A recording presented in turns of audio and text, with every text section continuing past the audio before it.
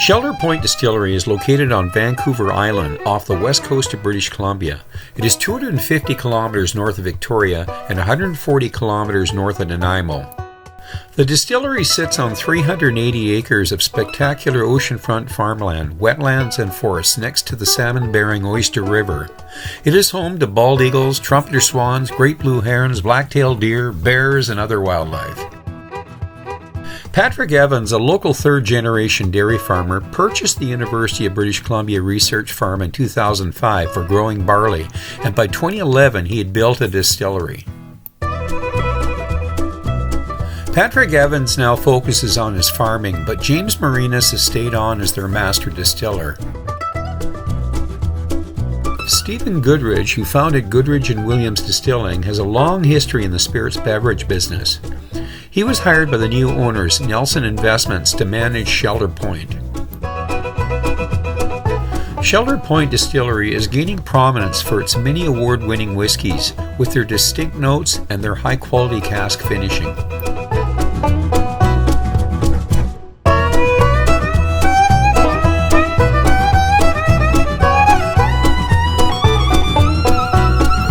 So welcome to Wells World of Whiskey.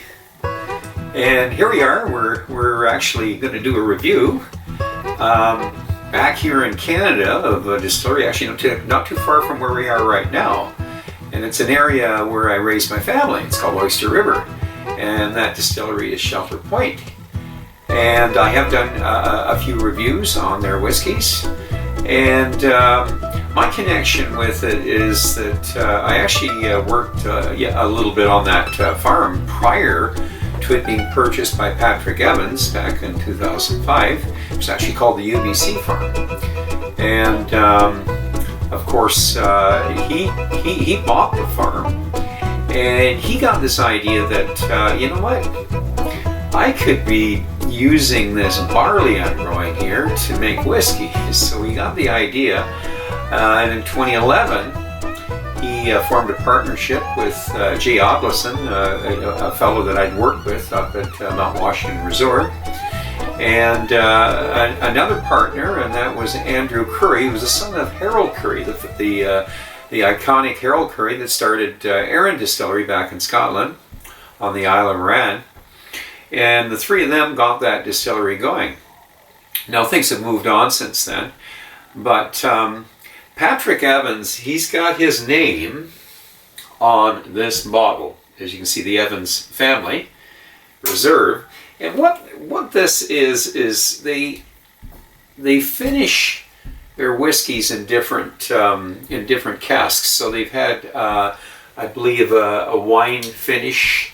They've had a rum finish, and there could be some other finishes. I haven't kept up on it, but this is their first Oloroso.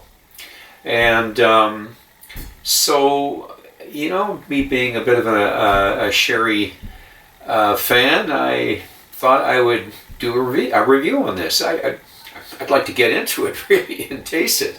I have not tasted this whiskey, so I'm just curious, and I have had some decent reviews on their whiskeys. So let's get into this. This is going to be a fast one tonight. I'm going to see if I can get through this one quick. I'm not even going to change my lens. So the first thing we're going to do, we're going to open up this bottle here. And I did bring the Trudeau glass out for nosing. Just thought it'd be a nice change tonight to really do some serious nosing, and that is the glass to do nosing. So there we are. And do the honors here, should we? Oh, that was a beauty, that one. Okay. Now, this is a non-age statement, and I'm not even going to guess at the age, but this distillery, believe, now, don't quote me on this. My understanding was it was the second in Canada after Glenbretton in Nova Scotia on Cape Breton, which was the first in North America of a single malt distillery. I thought I'd heard that this was the second in North America to be a single malt producer. Now, They have a 12-year-old out there. I've already done a review on it, so it kind of makes them, because I haven't heard of any other single malt distilleries that have 12-year-olds other than, of course, Glen Breton. Now, this is going to be interesting because I've had their 12, their 10, I've had numerous others, probably 5, 6, so...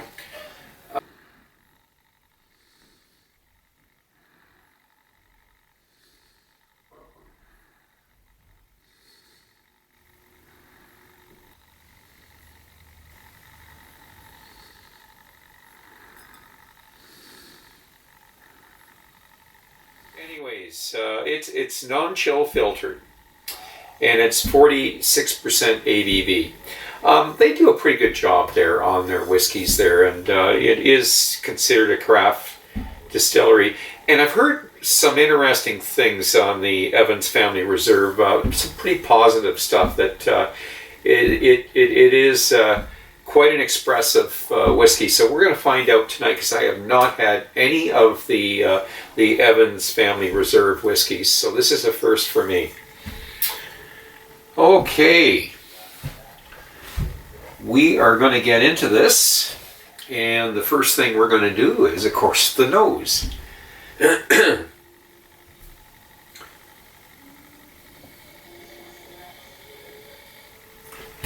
Lots of sherry coming through here. And some spices. Fruit, spices, a bit of honey. We've got some, it's almost, smells like pastry. And, yeah, a bit of grassiness going on too. Berries.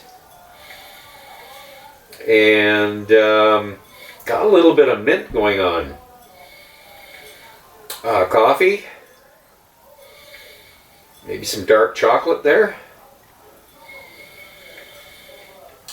With that that mint, I'm going to say it's almost spearminty.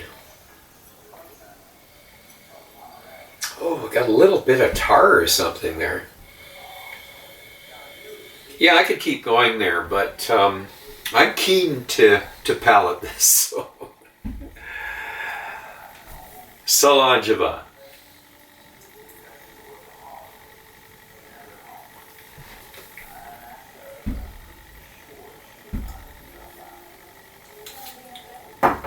Very rich. Very rich. The arrival is, I'd say, a mix of fruit and spice. Raisins, grape, spicy raisins. I got some granola going on. Actually, there's some almonds, almost like an almond roca. A good coating on the tongue, and it's actually cleared my nostrils. And there's a slight dryness to it. Like I say, it's coating the mouth. The tartness with the sweetness, sweet and tart, and a little bit of a saltiness, and that's that coastal influence. Because Shelter Point it's the land is right on, and there's a beach. The land is literally right on the ocean. In fact, you'll see people lounging on that in front of the distillery on the beach there, and it's a good fishing spot. Believe you me, I've caught fish there, salmon. And we're going to go for the development and the finish. Salangeva.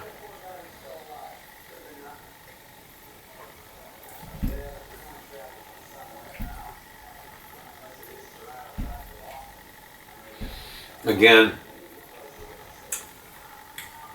a bit of a spicy, slight bit of heat with the tart, the salt,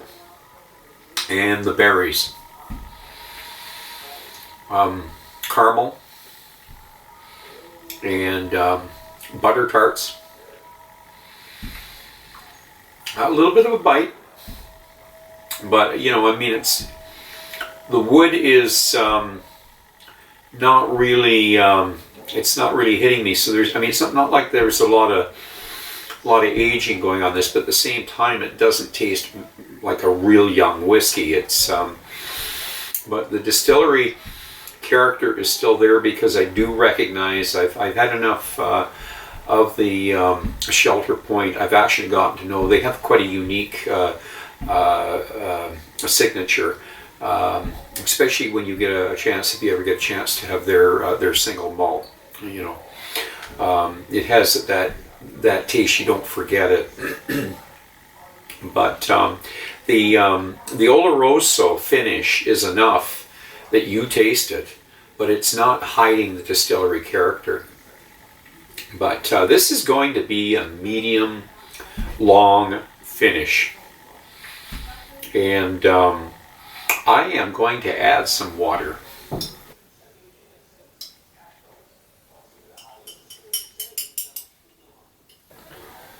Give her the swirl.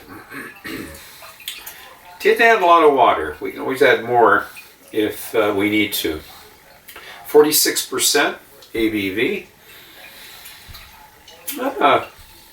Probably what I put in there was 3-4 drops, somewhere around there.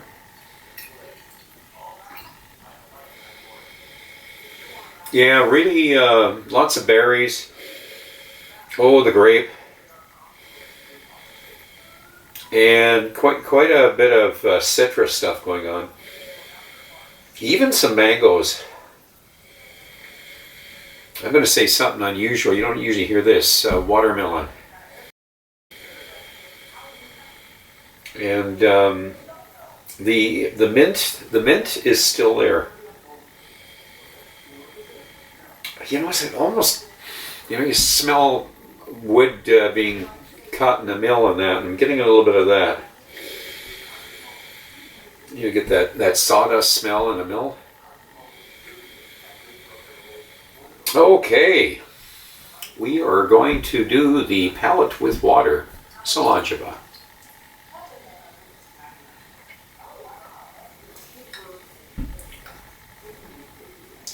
The water didn't hurt it. If anything, really brought out the sherry.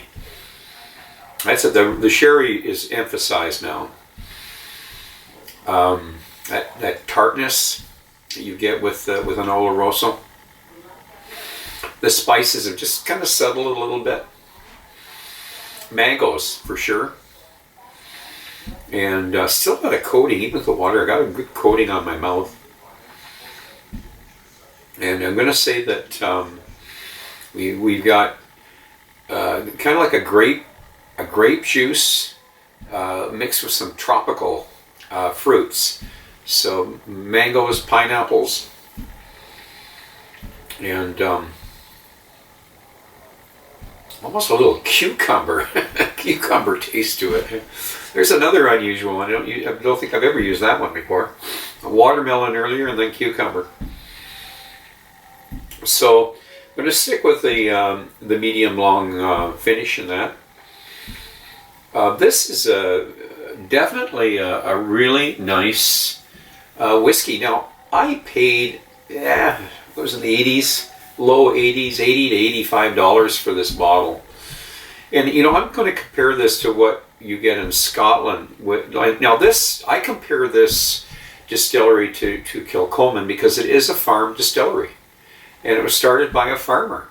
And today we have a different manager. Patrick Evans is kind of focused more on his farm.